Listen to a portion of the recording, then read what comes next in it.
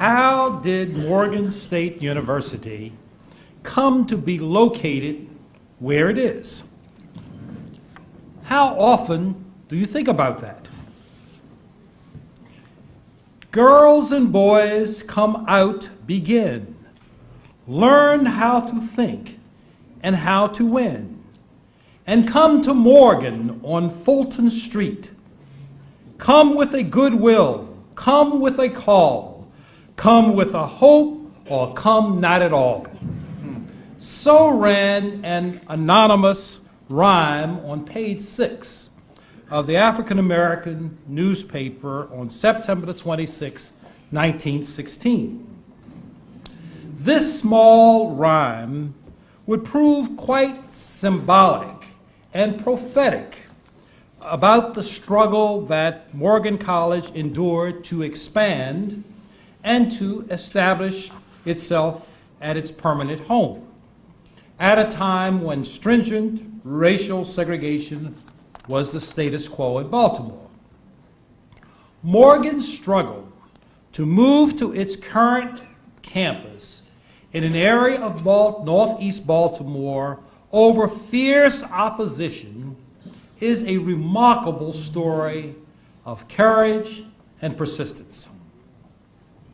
As you know, Morgan was founded in 1867 and was originally called the Centenary Bible Institute. The Institute was formed by Methodist clergy and laymen shortly after the Civil War with the aim of educating young black men and training them in careers as Methodist ministers. The students were selected by Methodist bishops and other clergy at a quarterly meeting of the Mid-Atlantic Conference of the Methodist Episcopal Church. Although the founders were white, the college showed from its beginning a racially progressive streak and elected 4 black members to serve on the Board of Trustees. That election was in 1872. During that same year, the college moved into its first building in downtown Baltimore at 44 East Saratoga Street. The college soon outgrew this location, and the chairman of the Board of Trustees, John F. Goucher, offered to grant to the college a lot at the corner of Fulton Street, which is now Fulton Avenue, and Edmondson Avenue, if the college could raise $6,500 to invest in the property. The college and its supporters succeeded in raising the money by offering prizes and incentives to donors who ranged from Sunday school students who pitched in $10 each to wealthier benefactors who contributed significantly larger sums. For a contribution of 10 cents, a donor received a complimentary card. For a contribution of $1, a donor had his name inscribed in a book containing the names of all the donors that was placed in the building's cornerstone. For those who contributed $5 or more, they received also a certificate decorated with a wood cut of the future college building. The cornerstone was laid in June of 1980, and the building was completed a year later. While that fundraising was taking place and the building was being constructed, Morgan hired its first black faculty members. There then developed a growing demand in the city for the training of public school teachers. And so the school expanded its curriculum and created a teacher training department and began to admit women. Rather quickly, the teacher training program eclipsed the theological department. In 1890, the school changed its name to Morgan College, in honor of Reverend Lighton F. Morgan, a member of the college's Board of Trustees and a member of the Conference of the Methodist Episcopal Church. By the beginning of the 20th century, the school needed more space to provide for its growing student population and academic programs. Then the key person in Morgan's expansion and growth was Dr. John Oakley Saunders, who headed the college from 1902 to 1937. Dr. Spencer, born to a humble Pennsylvania farm family, had earned his bachelor's degree and doctorate degrees at Illinois Wesleyan University, and he had also obtained a master's from Columbia University. He had studied at Oxford and worked for a while in Japan. In 1902, Dr. Spencer received a letter from his friend and associate, Dr. John F. Goucher, informing him that Morgan was looking for a new president. At that time, Dr. Spencer was the principal at a small college in Calvary, New York. Dr. Spencer came down to Baltimore for the first time in the summer of 1902. He later wrote, quote, "I stated frankly that there was no great encouragement in the position. But if Dr. Goucher and the entire board would support an expansion program, I will accept the position and will endeavor to build the college," end quote. The board agreed to give Dr. Spencer the freedom to expand the college.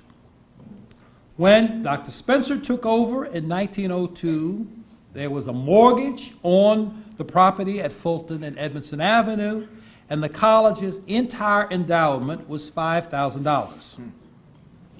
Dr. Spencer began fundraising efforts.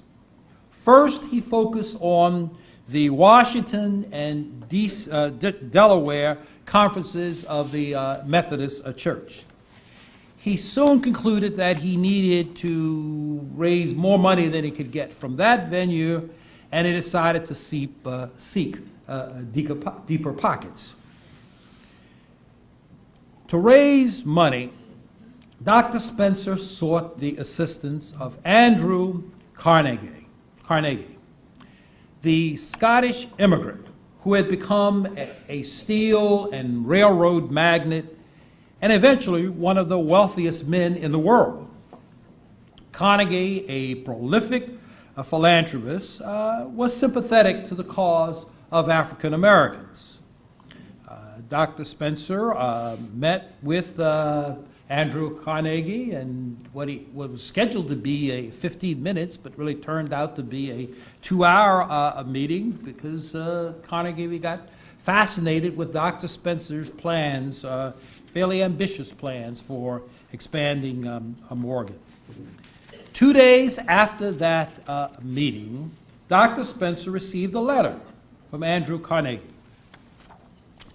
agreeing or promising to donate $50,000 for a new building on the campus, provided the Morgan College and community could raise another $50,000 to match his grant. Dr. Spencer went to work raising the money, and he had the support of the full African American community. Baltimore African American newspaper enthusiastically supported the effort and advertised the numerous social events that were held to raise the money.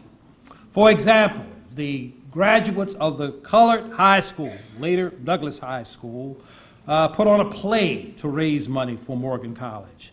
A citizens committee held a concert jubilee, a whole series of concerts. The Ladies Auxiliary to the Citizens Committee hosted an evening of theater and entertainment at the Elks Hall on Huffman Street near Druid Hill Avenue. And in 1912, Morgan had completed the fundraising effort. However, the college soon concluded that it had to change its original plan for adding a new building on the existing site at Edmondson Avenue and Fulton Street. Carnegie had sent down his architect, a man by the name of Edward Tilton, to sort of look over the plans for the building of the new building at that original location at Edmondson Avenue. And after taking a survey and the measurements, Tilden informed the Board of Trustees that it would be a waste of money to build a structure on the cramped dimensions of that particular property. So Dr. Spencer and the board decided to look for a larger site to accommodate the growing school. The college had cleared the fundraising hurdle, but it then faced an even more difficult task. Baltimore housing at that time was rigidly segregated racially, and many whites did not want a black college moving in next door. In fact, Baltimore City had led the nation and passed the first, what I call, apartheid housing legislation, making it a crime for blacks or black institutions to move into majority white neighborhoods or even blocks. So at that time, Baltimore City was a much smaller place. The northern boundary of Baltimore was North Avenue. Everything above North Avenue was in Baltimore County. And the trustees decided to look for a location in Baltimore County because unlike Baltimore City, the county did not have a racially restrictive zoning law. However, the lack of a racial zoning law did not mean that the county residents were open to having Morgan College in their midst. In fact, as Morgan explored various locations in Baltimore County, it faced stiff opposition. They were rebuffed by the residents and property owners in Park Heights, Arlington, Pikesville, Sudbrook Farm, and Green Spring Valley. Many white communities adopted formal resolutions opposing Morgan buying property in their neighborhood. For example, the residents of a location on Park Heights Avenue between Slade Avenue and 7 Mile Lane adopted the following resolution. Quote, whereas experience has proved that such an institution, talking about Morgan, no matter how high its character or how well conducted, is a detriment to our residential section, now be it resolved that the residents and property owners of this vicinity view with the deepest concern the threatened despoliation of this section, the prevention of its further upbuilding, and the great loss that would be occasioned by such an institution, end of quote. Several citizens groups expressed fear that their property values would decline and their life as they knew it would collapse. When the college attempted to purchase some property in Mount Washington, which was at that time in Baltimore County, it was blocked by concerned citizens who actually got a court order against their moving onto that property. The petition that they filed in court alleged that they had brought the property in the neighborhood with the verbal understanding that none of it would be sold to, quote, Negroes or persons of Negroes descent, end of quote. The Baltimore Sun paper was firmly against the relocation of Morgan College into a white section of Baltimore County. This is in the newspaper. This is what the Sun said. Quote, it is inconceivable that the authorities or trustees of Morgan College should consider for a moment the idea of forcing that institution upon Mount Washington. We do not believe that they could do anything that would more injuriously affect the usefulness and the development of the college, or would so intensify race prejudice against the better classes of respectable white people. End of quote.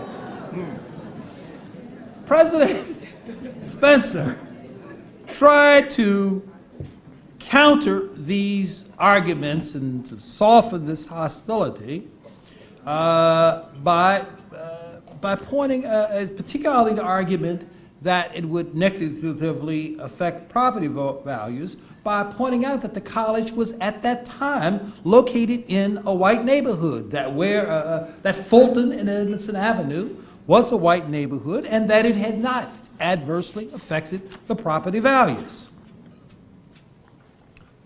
Finally, after many false starts and many disappointments, the college took a major step toward acquiring land.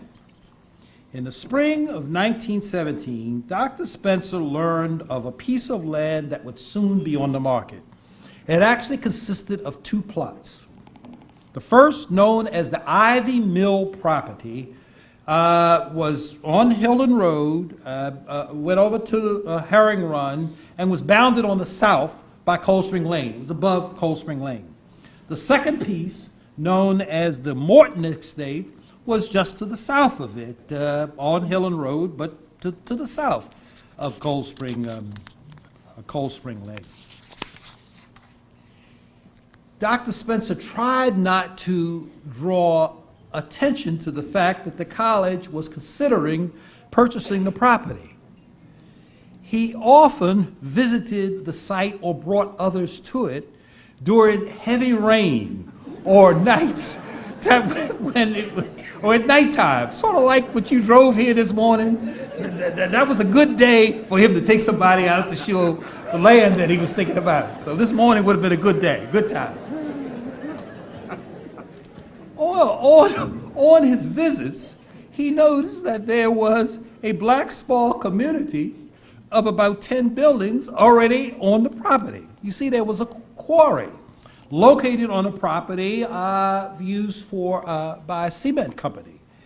And most of the quarry workers were African Americans who lived in about 10 stone houses. I understand from Dr. Wilson that the quarry is still on Morgan's property.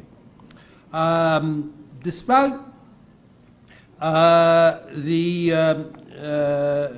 their attempt or Dr. Spencer's attempt to sort of be discreet, the possible transaction could not be kept secret forever.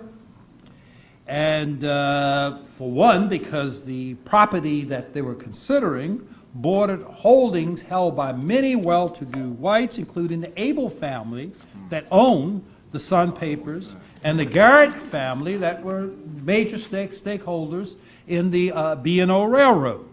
So word of the potential sale leaked out. Well, when that happened, the residents of Laurelville, the neighborhood right next to the Ivy Mill property, held an emergency meeting at a local firehouse to discuss Morgan's relocation and the looming catastrophe that such a move would inevitably mean in their mind to their property values. The Laurelville Association was joined by neighborhood associations from Hamilton, Clifton Park, and Montebello. The Sun paper report of the meeting said, quote, nearly 275 men and women packed the hall at 8 p.m. for the meeting and stayed until a complete plan of opposition to the Negro institution had been perfected. An emergency fund of $1.50 was raised. The president of the Laurel Improvement Association told those in attendance, and this is a quote, that he, quote, preferred to live in a community of ignorant and tractable Negroes than one of educated Negroes, end quote. Several residents of Laurelville drove downtown to Morgan College at Edmondson and Fulton Avenue to meet with Dr. Spencer. Dr. Spencer received them in the college chapel and permitted them to air their grievances. He responded by telling the delegates that the college had looked at 54 pieces of real estate before finding the Ivy Mill site. He also told them that surveys conducted in other cities demonstrated that land located close to Negro colleges tended to increase in value rather than depreciate. He also told them that there were already 68 to 70 African Americans living on the future site of Morgan College. Well, the delegation was not convinced by Dr. Spencer's history or logical arguments, and they promised to take further action. A picture appeared in the Sun paper of the 30 members who met with Dr. Spencer. And thereafter, there was published in the Sun papers a series of bitter and unapologetically racist letters from citizens in opposition. They spoke of the, quote, imminent, quote, Negro invasion that would soon arrive and forever shatter the pastoral tranquility of Baltimore County. Despite such outwardly hostile reception, there was strong support for Morgan's move in the black community. Many folks, supporters of Morgan and blacks, realized that no matter where the school moved, it was bound to annoy somebody. And so African Americans just saw the expansion of Morgan as an undertaking that had to succeed. Failure would mean humiliation and a significant step backwards. So, on June the 1st, 1917, the Board of Trustees took a bold move and purchased the Ivy Mill property, 68.25 acres. Then came the bombshell. The Baltimore Sun reported, quote, from reliable sources, it has been recently learned that 25 Negro families have promised to follow the college to the Ivy Mount site, erect homes, and settle there, end quote. Morgan's acquisition of the Ivy Mill property, particularly in light of this new apparent intention to also build homes there, sent shockwaves through the neighboring communities. The Laurelville Improvement Association, that had already petitioned the board in opposition to the school, followed up with a so-called, quote, cease and desist letter. The letter contained the usual rhetoric about decreasing property values and racial antagonism. And then it said that Morgan College cannot be ignorant of the fact that natural racial prejudices and sentiments cannot be eradicated by an arbitrary and strong-arm method, end quote. The letter was unique in that it, for the first time, the Laurelville Association threatened that affirmative steps would be taken to stop Morgan from moving there. And then they began. The association got their representative in the General Assembly to introduce legislation barring Morgan from moving to the site. The bill was introduced would have prevented blacks from moving on or in the vicinity of the Ivy Mill property and imposing fines and criminal penalties for any black who defied the law. The bill was euphemistically entitled, this is the title of the bill, quote, "A measure to prevent ill feeling and conflict between the races." End of quote. That was the name of the bill. Fortunately, the bill did not get far in the legislature. So then the Laurelville community took a different approach. They filed a lawsuit.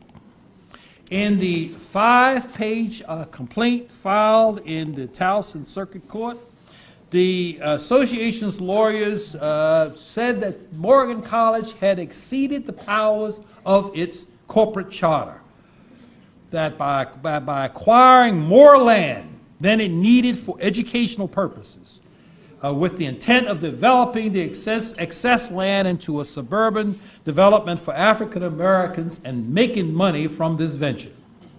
The complaint stated that Morgan had acquired a tract, quote, "vastly in excess of any proper and legitimate needs of the college," and that the college had publicly announced that it proposes to use only a part of the property for college buildings, and that the balance of the tract it proposes to develop it into building lots and dispose of them to persons of the colored race not necessarily connected to the college, in order to establish a residential Negro community in the neighborhood, end of quote.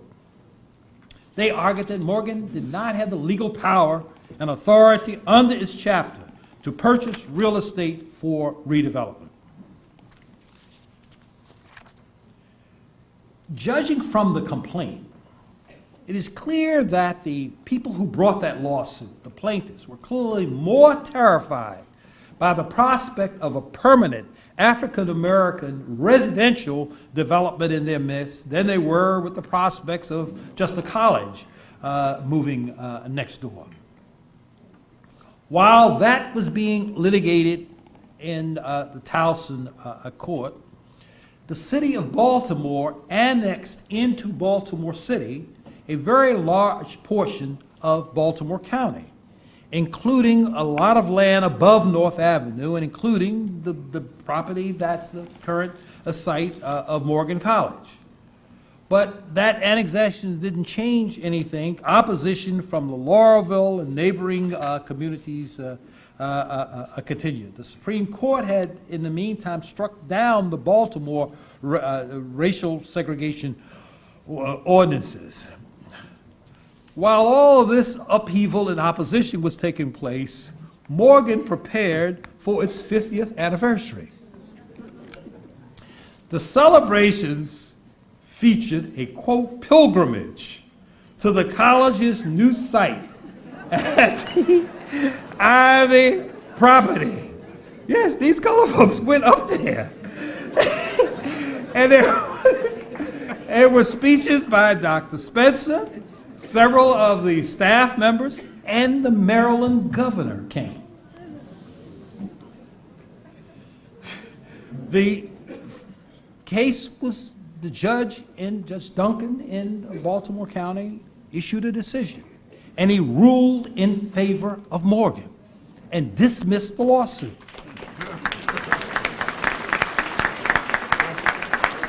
Well, the story's not quite over yet. I'm getting there. It's not quite over. This was a struggle. The white community around the site was not pleased, so they appealed the judge's decision.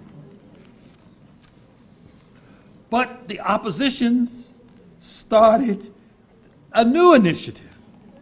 This time they lobbied the legislature, Senator McFadden, for a bill to revoke the charter of Morgan. A bill was introduced by a delegate by the name of Given that gave a deadline for Morgan to accept reimbursement of the money that he had spent for the land with 6% interest, or otherwise lose his charter. Then he introduced another bill sort of backup bill to amend Morgan's charter so that it could not be located within 5 miles of the corporate limits of Baltimore City or within 5 miles of Towson. Dr. Spencer and others went down to Annapolis, testified against the bill, and that legislation was also defeated. Then came down the decision of the Court of Appeals, Maryland's highest court. That was in October of 1918. A unanimous court upheld the decision of the circuit court in favor of Morgan. The court held that as the college expanded, it would need more room, and it was only natural that it would seek more real estate on which to grow. The court ruled that the college's decision to purchase land in order to build a school and a development was completely compatible with its corporate charter. So while that was going on, of course, Morgan continued its plans for developing not only the college but also the residential community. Dr. Spencer consulted that same man, Ed Teldon, Carnegie's architect, regarding how best to sell and market the land. There was a fabulous advertisement put in the Afro. It said, quote, "The opening of Morgan Park marks an epoch in the history of colored people of Baltimore. Never before have they had an opportunity to secure a home protected by all the restrictions and all the improvements of the best white developments. Located on a hill that is one of the highest points in the city with beautiful views of the surrounding county, the property is nearly surrounded by the picturesque Herring Run Valley, one of the beauty spots of Baltimore County." And the ad boasted, that ended the quote, the ad boasted about the developments intended, quote, "paved streets, sanitary sewers, and water and electricity." Well, the opponents tried one last-ditch effort to fight the settlement of Morgan Park. They tried to get the city government this time to condemn the land and to use it for park purposes. That also failed, and the construction of Morgan College and Morgan Park proceeded.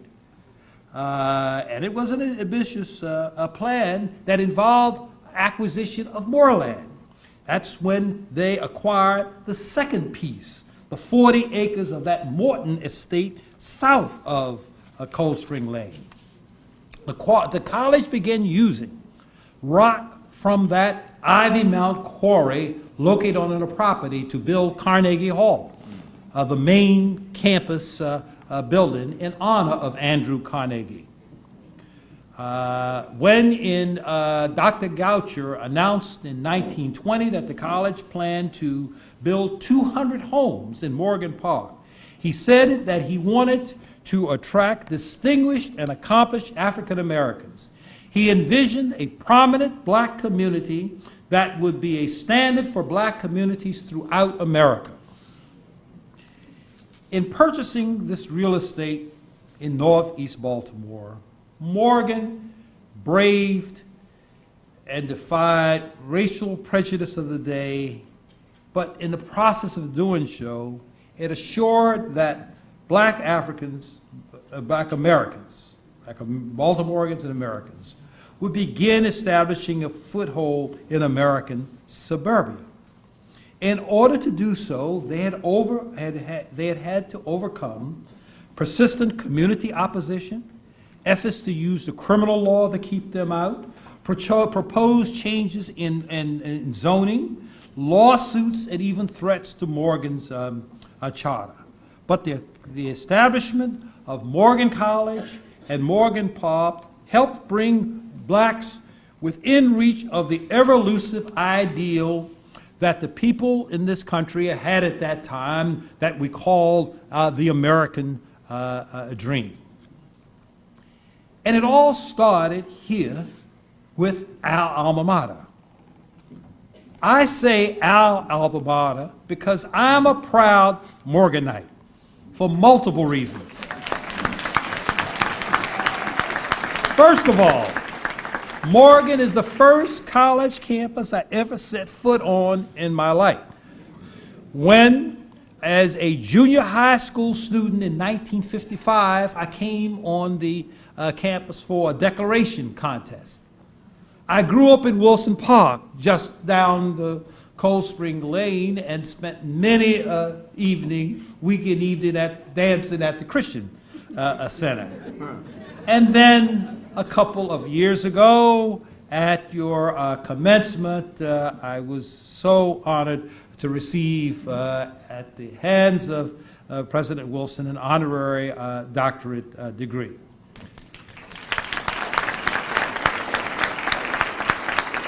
Now, you have just heard the first speech that I've given in more than a year that was not about Thurgood Marshall.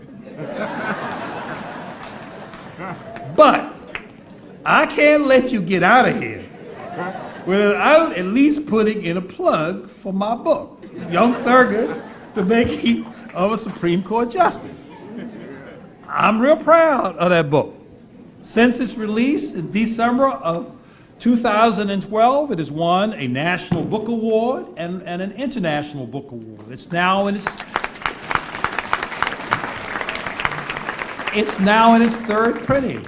And I look around here, there's a whole lot of people I know that have the book, and I've signed it.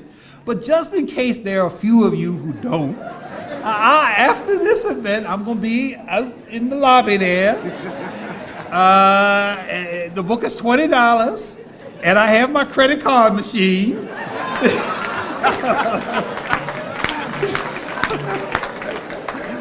So drop by and see me. But I do. Thank you for inviting me and for listening to me this morning. Thank you so much.